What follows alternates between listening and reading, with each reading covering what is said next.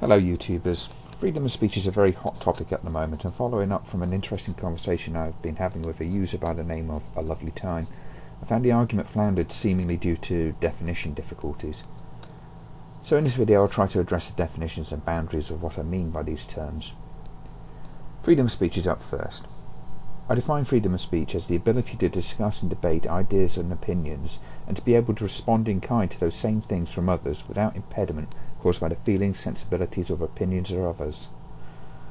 In my opinion, freedom of speech should allow all commentary up to the point where incitement to unlawful behaviour is committed. These exceptions include threatening behaviour or rhetoric, or a call to harm or violence, for instance, or advocating unlawful limitation and discrimination of a person's civil and legal rights based on race, religion, gender, sexuality, or political orientation, etc. These areas are covered by all sorts of laws, and the hate speech laws are in many ways an umbrella law that brings all these together. Hate speech is a term that seeks to describe many of the exceptions I've already described previously, but also seems to be at risk of extending to encompass the notion that one has the right not to be offended. This is where the lines become more blurry, and the UK interpretation of hate speech laws also includes a proviso towards protecting legitimate criticism and commentary, including expression of dislike and ridicule of the subject. Hate speech for me is defined by the following: incitement to unlawful infringements of civil and human rights, advocation of unlawfully limiting civil and human rights, including calls to unlawful discrimination and other repressive activities, and threats of unlawful action, including harassment and physical or other methods of intimidation. These definitions fall outside the remit of free speech by my earlier definition anyway, but this still leaves a difficult area of inflammatory commentary that can be troubling to some. To explore and evaluate this, I propose a secondary category to free speech called hateful speech. Hateful speech, which stands separate from what I've defined as true hate speech, that which advocates or calls for the exceptions I outlined for freedom of speech.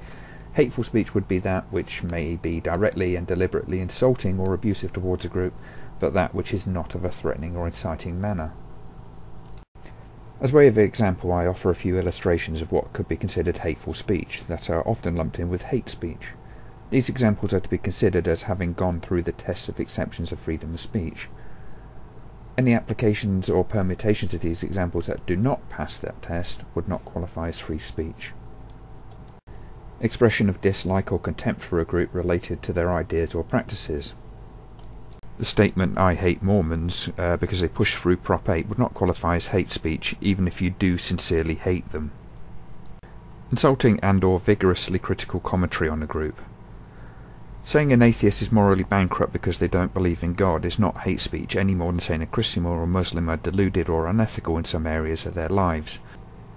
Stating, as some have on YouTube for instance, that Muhammad was a paedophile is upsetting for a Muslim audience, but regardless of the argument's merits, it's specifically discussion of the subject and does not propose unlawful action upon Muslims.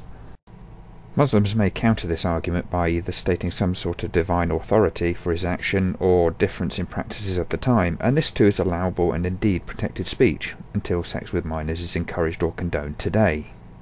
Irreverent or mocking commentary of a group. Parody and satire are powerful tools in the debate. Saying a creationist is deluded because they can't see past their sky daddy mythology may be legitimate in terms of commentary and making a point. Politicians have had to exist alongside the satirists for as long as politics has existed, and we've learnt for the most part to deal with it. Mockery and parody have changed and shaped governments and institutions across the world at the expense of hurting some people's feelings. Hurt feelings are not a reason to be silenced, as this would not only be patronising but would shut down debate before you even got started. You could hurt someone's feelings by saying "you are wrong", and that would be it, debate over. Voicing a lack of respect for a group's beliefs. Disrespect is not automatically hate. Often it's just a reaction to an assertion made by a group in question. Automatic assumption or expectation of respect rarely works out well. Respect needs to be earned, and respect for someone making outrageous or extraordinary claims should not be a given. Hateful speech, in my definition, however you feel about it, is not criminal. It may be outrageous, it may be insensitive, it may be disrespectful, but as long as it doesn't cross the line regarding exceptions to freedom of speech, then it is for the most part fair game. It's worth noting that although I call it hateful speech, it often only seems to be or is claimed to be hateful by the offended party. Such is the subjective nature of it. So now to look at how this works with real examples. Alovelytime, when I asked you for instances of abuse of freedom of speech, you cited 2 examples. The first was,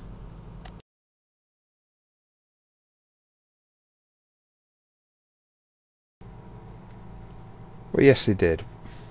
Was this an abuse of free speech? Well, no. The campaign, however unfair, petty and small-minded, was carried out in such a way that it did not involve breaking the law or subjecting the object of the campaign to intimidation. The fact that the law they wish to change would be unfair and deny gays certain rights that heterosexual couples have is irrelevant to whether or not freedom of speech was abused, as no laws were broken, both sides were also free to speak their minds. Laws can change fairly or unfairly depending on how well they can be sold to the public. This is a side effect of the democratic process, and in this case is not an issue of free speech. It was just unfortunate that the Mormon Church had the will to do this, and the money to mount the campaign was such an unfair advantage. Your second point was, this is true, but news companies in America are not actually required by law to present both sides or even to allow free speech, even though they will exploit this for their own uses. Most media outlets in the US are particularly biased one way or the other. Predominantly they seem to lean right, and there are very few independent companies. This is not an issue of abuse of free speech so much as it is a need to require fair representation from both sides of an issue, and this is down to reintroducing a binding fairness doctrine. There are a number of things that would redress media bias, but these are more to do with the structure of the media businesses and their practices. So again, we have a situation where free speech is used legally, but it's another occasion where money means one group can talk louder than the other.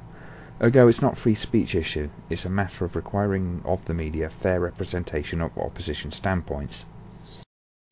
At a time when we're becoming so acutely aware of the implications of every word we utter and the nuances of every phrase we speak, we've begun shying away from healthy, unfettered debate for fear of offending folks.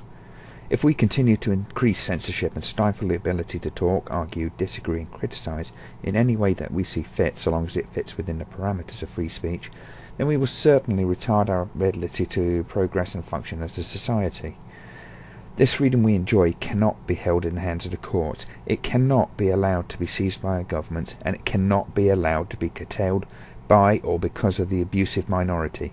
It is ours, and we must own it, exercise it and protect it with all the passion and strength we can muster.